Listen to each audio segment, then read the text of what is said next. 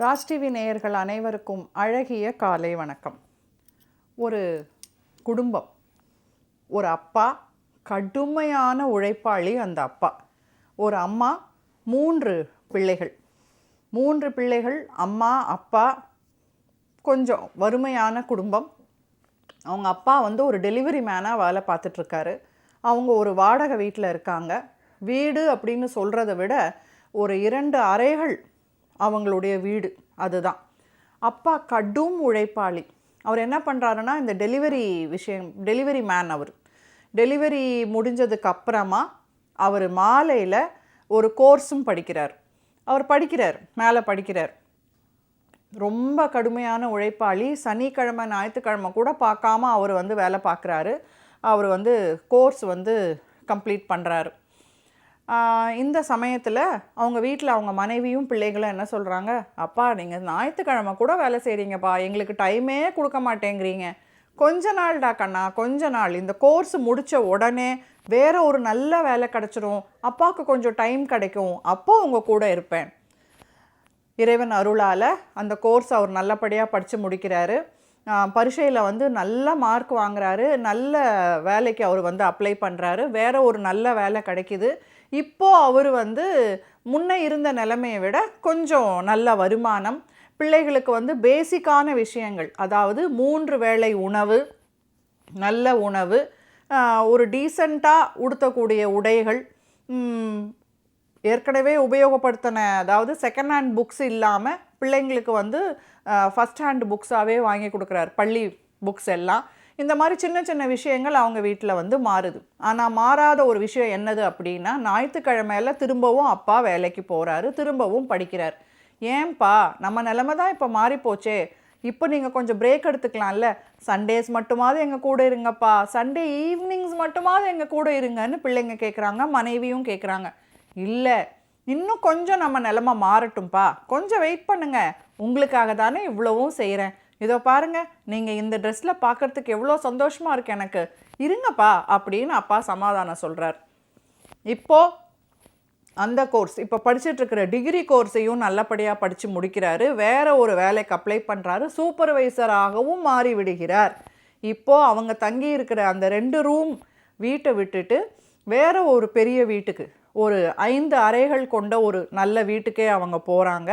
பிள்ளைகள் இப்போது கொஞ்சம் நல்ல பள்ளியில் படிக்க ஆரம்பிக்கிறாங்க. மனைவிக்கு கூடமாட ஒத்தாசையாக வேலை செய்வதற்கு ஒரு பணிப்பெண்ணை அமர்த்தி கொள்வதற்கு கூட அவங்களால இப்போது காசு கொடுக்க முடியுது.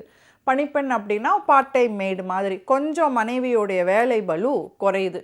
இப்போ மனைவி ரொம்ப நச்சரிக்கிறாங்க கணவனை, எப்பா நாம் நல்ல நிலைமைக்கு வந்துட்டோம், முன்னாடி இருந்ததை விட இப்போ பரவாயில்ல, போரும்ப்பா, நீ கோர்ஸ் எல்லாம் ஜாயின் பண்ணி படித்தது போதும், விடுப்பா, சண்டே ஃபுல்லாக டைமுக்கு கொடுப்பா.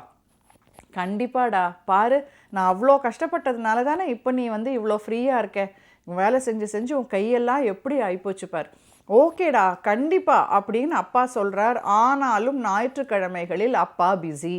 ஏன், அவர் இப்போ ஜாயின் பண்ணியிருக்கிற வேலையில் அவர் நல்ல பேர் வாங்கணும். பல வருடங்கள் போகுது. இந்த கதையில் இவ்வளோ தூரமே நிறைய வருடங்கள் போய்விட்டது. இப்போ அப்பா ஒரு அப்பார்ட்மெண்ட் வாங்குகிற அளவுக்கு ஒரு நல்ல நிலைமைக்கு போகிறாரு. ஒரு நாள் காலையில் சொல்கிறார், ஹே, சொந்தமாக ஒரு அப்பார்ட்மெண்ட் வாங்கிட்டோம், நீங்கள் எல்லாருமே இப்போது நல்ல பள்ளிக்கூடத்தில் படிச்சுட்ருக்கீங்க, நல்லா இருக்கீங்க, நவ் அப்பா can afford to take time off, உங்கள் கூட நாளையிலேருந்து நான் டைம் ஸ்பெண்ட் பண்ண போகிறேன். நாளைக்கு என்ன, ஞாயிற்றுக்கிழமை இல்லையா, முதல் ஞாயிற்றுக்கிழமை என் குடும்பத்தோடு நான் மகிழ்ச்சியாக கழிக்க போகிறேன். ஸோ நான் இன்றைக்கி சீக்கிரமாக தூங்க போகிறேன். நான் சீக்கிரமாக தூங்க போனேன்னா காலையில் சீக்கிரமாக வந்துடும். Okay, all of you, see you tomorrow அப்படின்னு அப்பா தூங்க போகிறார். ஞாயிற்றுக்கிழமை வருகிறது. எல்லோரும் ஆவலோடு எதிர்பார்த்த ஞாயிற்றுக்கிழமை வருகிறது. ஆனால் அப்பாவைத்தான் காணோம். ஏன், அப்பா நிரந்தரமாக தூங்கிவிட்டார்.